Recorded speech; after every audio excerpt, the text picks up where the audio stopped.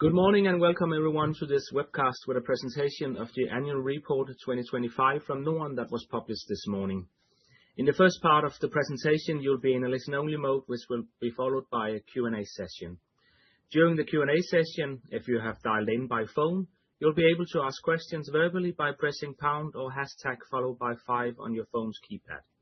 If you're watching this webcast online through a browser, you can ask your written questions in the chat below. Those questions will not be published, but the operator will read them aloud. With that, I'll hand over to CEO Jan Rindbo and CFO Martin Badsted from Norden. Please go ahead. Thank you very much, and a warm welcome to this annual report presentation.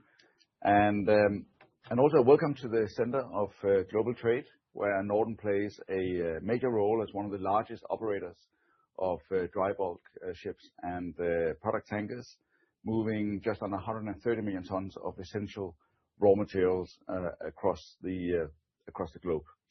But let's dive into the financial figures for 2025.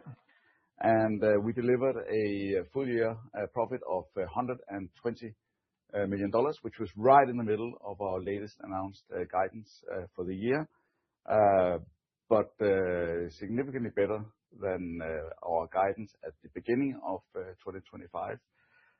We have delivered a return on invested capital of 8.9%, and the underlying net asset values in the portfolio were, as of the 31st of December, 379 Danish kroner per share.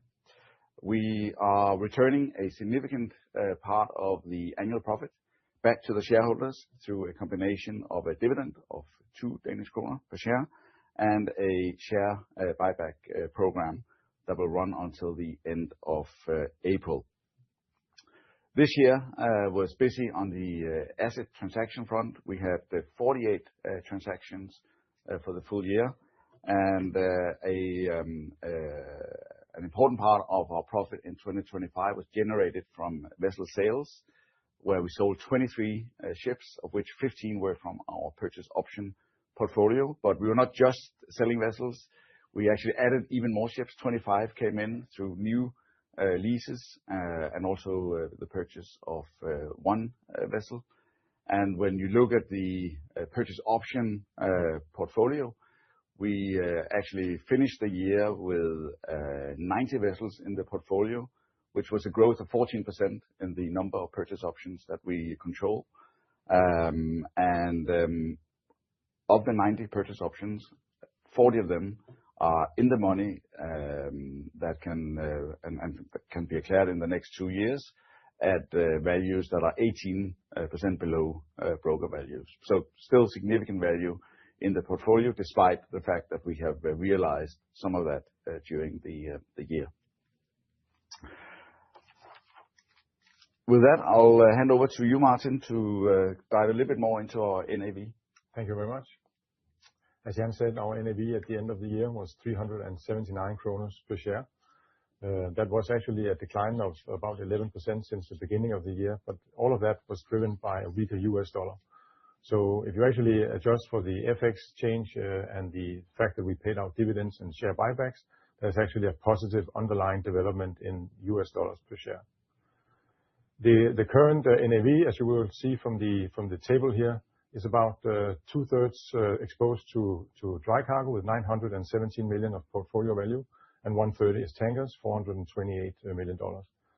And when you look at the numbers just below there, you will see that there's actually very little leverage on the balance sheet. So a very, very strong financial position is baked into these numbers. On the right-hand side, we show you the sensitivity of the NAV compared to potential changes in the markets. So for instance, if both the dry and tanker market change plus 10%, then the NAV increases about 16% to 441 kroner per share. So a good exposure against rising markets. Now, if you have had time to look into the recently published annual report, you will see that we have now decided to show some of our numbers a little bit differently. We have 6 segments in Norden. That is the dry owner, tanker owner, and then the dry operator, large and small, tanker operator, and logistics. Up until now, we have allocated or we have made subtotals for these segments into asset management and into FST. That changes now, and instead we will group these segments by dry cargo and tankers, which we feel actually is probably more intuitive for most investors thinking about which exposure they are buying when they're buying a Norden share. Going forward, we will be reporting the dry cargo business unit and the tanker business unit, but of course, nothing changes in the group figures, and all the segment data will still be there. Looking then into dry cargo in this case, let's start with the market development. It's clear from this graph where the dark line shows the spot rates for Supramax during 2025, that it was a year in two halves.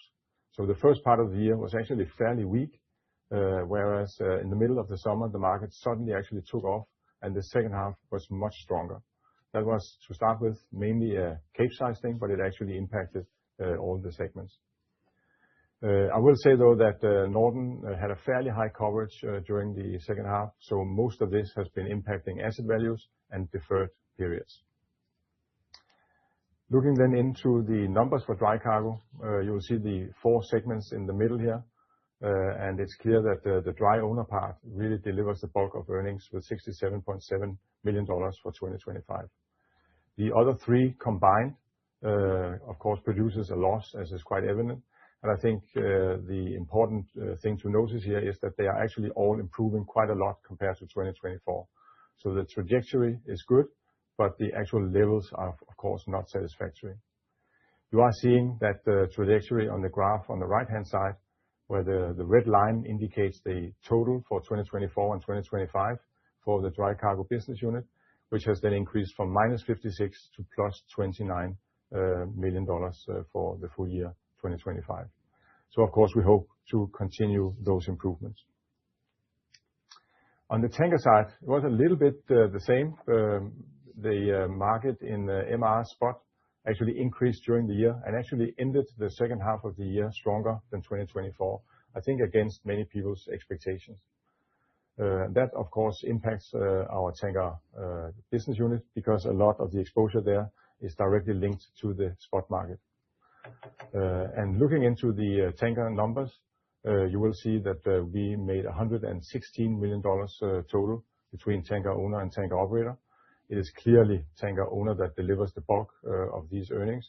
The decline in tanker operator was very much expected because that is part of the business model. You can say that when the market is strong for a long period of time, the cost of tonnage goes up and it becomes harder and harder to make a good margin. I will actually emphasize that we have been able to grow the pool part of our tanker operator business, delivering good management fees for very low risk, which actually helps a lot in the measurement of return on invested capital. With that, I will hand you back to Jan for a look at our guidance. Thank you, Martin. Looking ahead now to this year, 2026, we have a expected full year net profit for 2026 in the range of between $30 million to $100 million. There are three key drivers in the guidance numbers.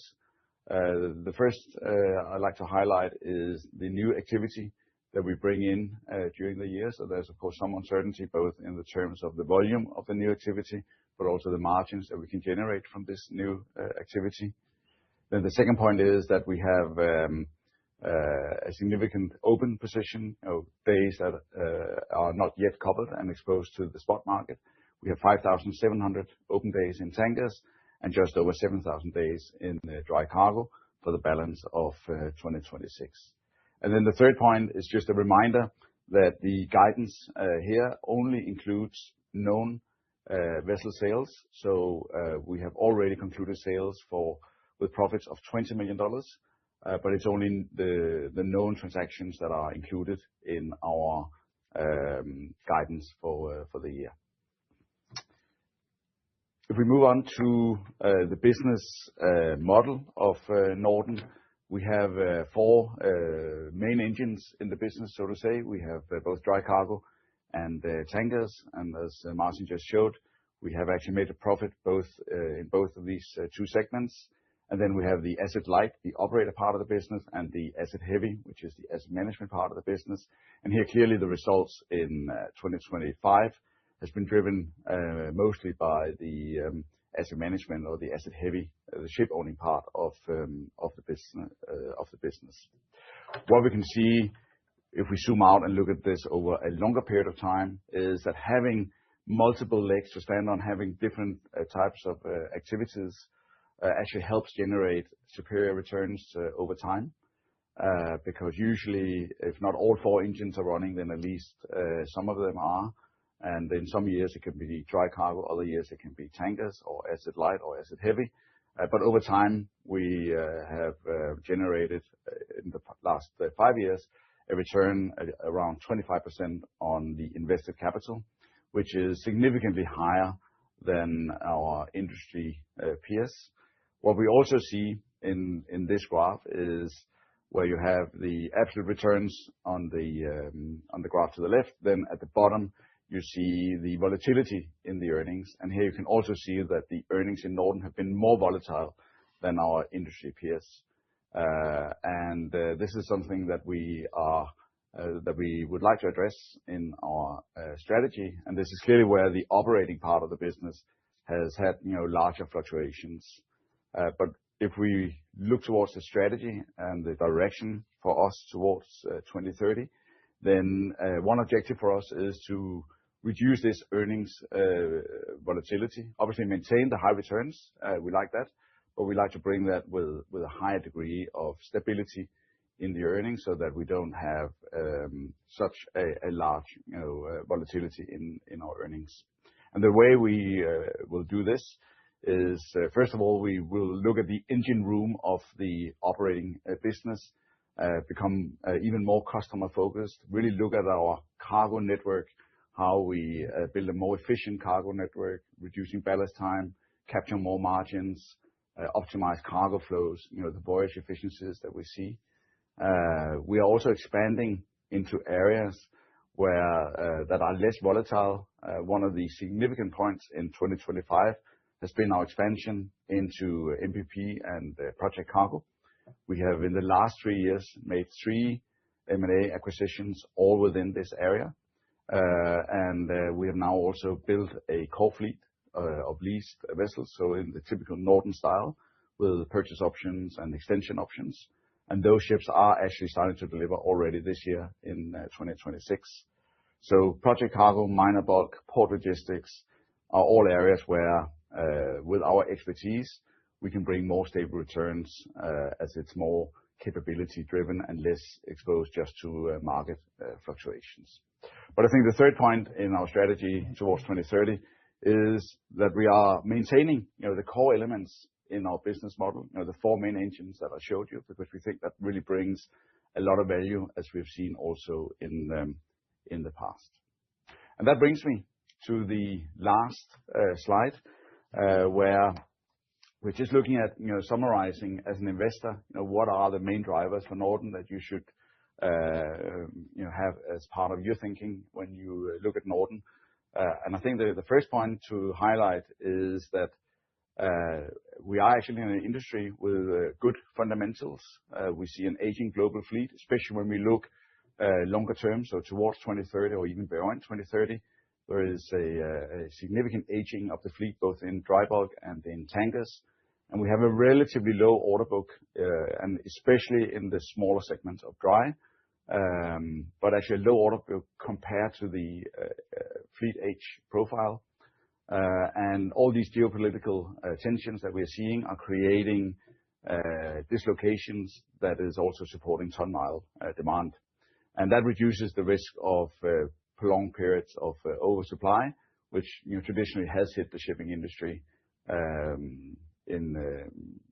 after periods of good markets. The second point is this business model that I just highlighted, so don't need to say too much more about that, but we think that's a very strong model to generate value from. And then the third element is that we are within that business model really focusing now on more what we call the capability-driven earnings that are less market exposed. So our operating capabilities and building these more sort of complex cargo flows, essentially building higher barriers to entry in what is traditionally very commoditized segments. And then the last point is continuing this disciplined capital allocation, which has really driven our ROIC, our performance. So the benefit of running a large business with an asset-light platform is that we have the freedom, so to speak, to also buy and sell vessels. We are still servicing our customers because we are able to do that through the charter fleet that we do. And this sort of strict capital discipline allows us to return a lot of our profits to our shareholders. Over the last 5 years, we have actually returned through dividend and share buybacks $1.2 billion, which is about the same level as our market cap today.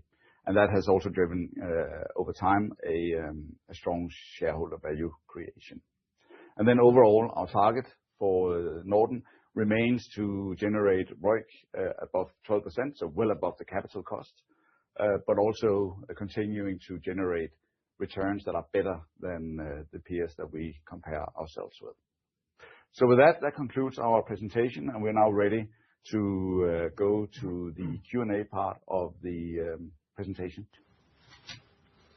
Thank you, Jan and Martin. Yes, we're now ready for the Q&A session. And just to repeat, you can get in line to ask questions by pushing the pound key or hashtag followed by 5 on your phone's touchpad if you dialed in by phone.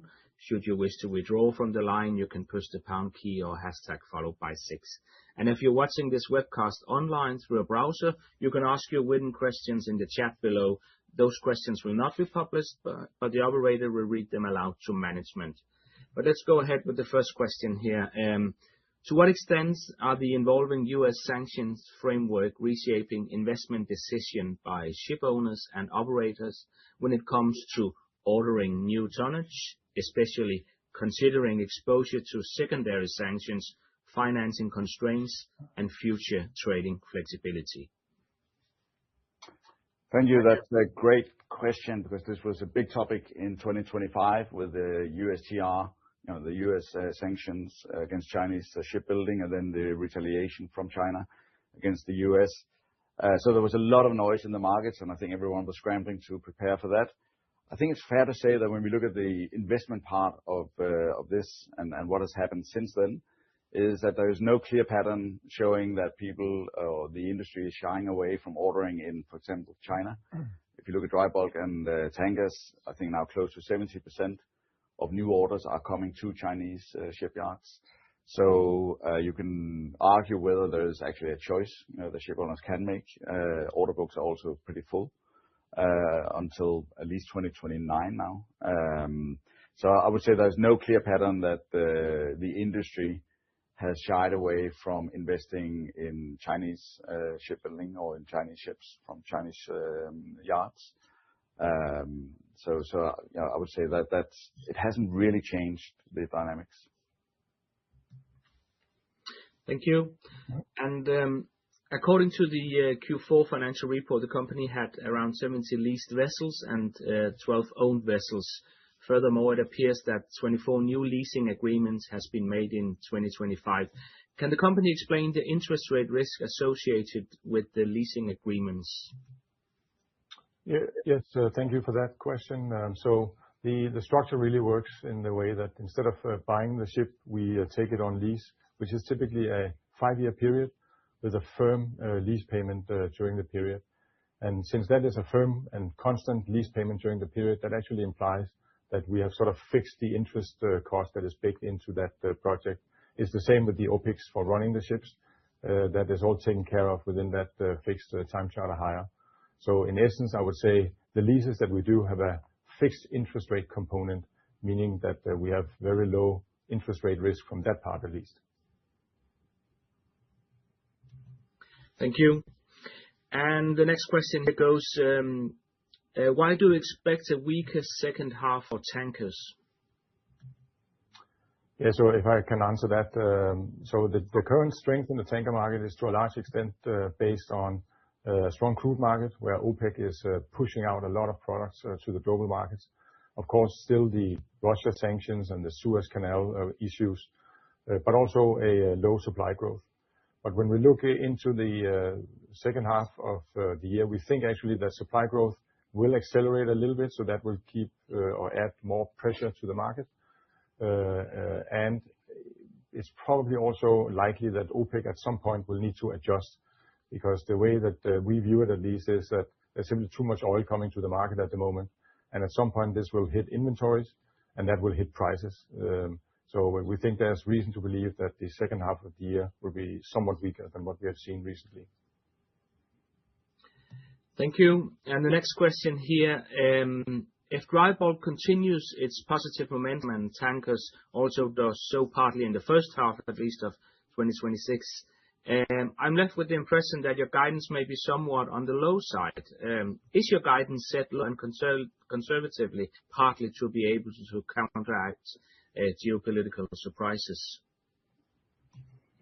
So our guidance is based on the market expectations that we see now. Of course, if the market expectations or the markets continue to go up and improve, there is further value. We have, the open days that we mentioned during the presentation, both actually in dry bulk and in tankers. And of course, if asset values also continue to go up, then that will support the NAV value of Norden. So of course there is uncertainties. As we look into a year again, we are just at the beginning of the year. We also have a significant part of our business, which is the new activity that is coming in, that will generate a margin. And here there are some uncertainties around both how big that activity will be and what margins we can lock in there. So it is the reason, or one of the reasons why we have a larger span in the full year guidance. And again, just to repeat, the guidance only includes the asset sales that are already agreed, and therefore, if we choose to sell more ships during the year, and here we are, be very optimistic, looking at the opportunities in the market, looking at the market developments. But if there are further sales that we can do at profits, then that could add to the expectations during the year. And as I think we've shown you during the presentation, there's a lot of underlying value in Norden, both on the purchase options and on the own vessels that we have in the fleet. But it will be opportunity driven as we go through the year. Thank you. And the next question here, what is Norden's strategy for MPP / project segment for the next 5 years? Thank you. That's a great question because it ties right into the heart of our strategy. So we have done 3 M&A transactions that are all supporting our development in this part of the business. A big change for us in 2025 was that the sort of natural evolution was to then start building a core fleet. And we have done 16 transactions on MPP vessels alone during the year. So building a core fleet of the most fuel efficient vessels. So a great fleet that we have, very high expectations for, and already are seeing significant customer demand for. So the strategy, the next 5 years towards 2030, is to keep growing this part of the business. It will help us to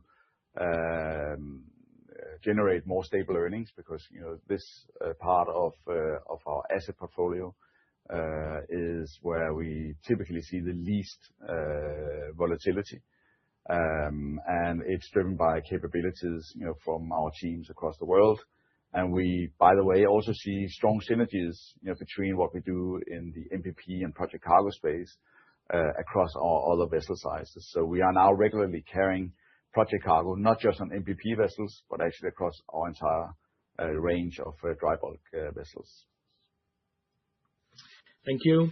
And the next question here, how do you plan to restore a stable and competitive earnings in dry operator, especially large vessels, which is once again delivering a large negative EBIT? Yeah, so again, it ties in with the strategy that we presented earlier. What the component in our business that we are looking to grow here is what we call the base margin business. So all the margins that we generate, not from market fluctuations, but simply from having good cargo combinations, efficient voyage executions, where we're able to match a vessel and a cargo in the market without taking much market risk. Pool management, as Martin mentioned during the presentation, is also a great generator of these sort of base margins. So that's where we have our strategic focus. We still want to retain the ability to also position ourselves for the ups and downs in the market, because that has done us very well over time. But building a more solid foundation of these base margin earnings is a key component in our strategy, and that will help us to both stabilize and hopefully also generate positive and better margins in the dry operator part of the business. Thank you. And a question here: can you please explain the strategy behind the coverage in dry cargo for 2026? Yes, so we have a high level of cover, which was taken during 2025. So we had a more cautious view of the market. That was one driver, but it is also part of our business model to actually have a relatively high level of cover, so that we don't like to be totally exposed to the markets, which of course, when markets go up, means that we're not getting the maximum out of the markets, but also during downturns, it means that we protect the downside. And again, looking at this over a 5-year horizon, we've generated great returns by having that kind of approach to the markets. So we are more covered for 2026, but when you look at the numbers and our position, you will also see that we have a fairly large open position in dry bulk for 2027 onwards. We have over 30 new buildings coming in. We have invested in Capesize, also new buildings that are coming in, where we've seen prices actually go up significantly from the time we made those investments. But it was always with a view that 2027 would be the time where we would see those benefits. It's fair to say that has come a little bit earlier than also what we had expected, but our portfolio as such is actually well positioned to capture those upsides. But as things stand right now, it's mainly from 2027 onwards. Thank you. And the next question here: you achieved a net profit of $120 million in 2025, but you're only guiding for $30 to $100 million for 2026. What specific factors are causing earnings to expect it to fall so significantly, and what will it take for you to reach the upper end of guidance? Yeah, maybe I can at least start with this. So as Jan said before, the guidance $30 to $100 million is only based on the known vessel sales that we have agreed to already, whereas the 120 for 25, of course, includes all the vessel gains that were made during the year. That was actually $17 million, leaving the $50 million residual as the operating earnings. And that, of course, indicates that the new guidance is more on par with actually the operating earnings from 2025. And new gains, if we make new agreements on profitable sales, will come on top of that. So that is a big part of it, comparing sort of the vessel gains and the operating earnings in two different ways. Thank you. And the next question here: what are your expectations regarding the recent agreement between US and India, where India has pledged to stop buying Russian oil? Could that have a positive spillover effect on your business, and how are you positioned in relation to India? Is this agreement factored into the guidance for 2026? I would say overall, it is factored in to the extent that we base our guidance also on forward rates that are prevailing in the market. So if the market sort of has priced this in, which typically happens very fast, then it's also baked into our guidance. It's clear that if this were to have a very positive effect, that would be positive for our spot earnings during the year. And you can say, in principle, all the disruptions that we are seeing, including the fact that India now may not buy Russian oil, is net positive typically. But we have also seen over the last couple of years with new sanctions and disruptions that the market is really fast in actually adapting to new situations. And it often ends up not having a big impact because people will find ways around these disruptions. So it's both yes and no, I would say. Some positive effect It's baked in, but it's not something that will, I think, change fundamentally the market outlook. Thank you. And then the last question here: how do I assess the impact of a potential Hafnia acquisition of TORM on your competitive position and the markets? That's a good question. Of course, there's no direct impact on Norden, but I think consolidation in the industry is a good thing.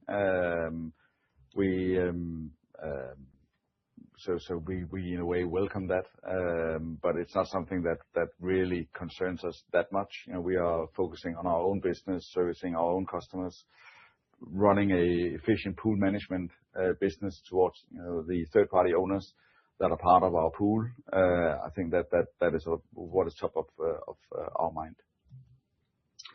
Thank you. There seems to be no further questions, and I'll leave the word to management for a final remark.